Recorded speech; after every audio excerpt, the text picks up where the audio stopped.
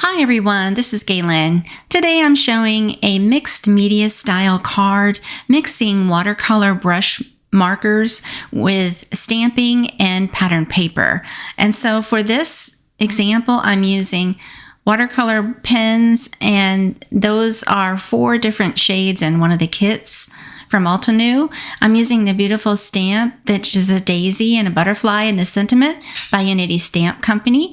And I'm showing how I go ahead and use the watercolor in a blending tray, if you will, or a palette tray, instead of doing direct to the paper for the markers. This way you get a little more control of the intensity of color, and you can blend it a little easier by adding more water.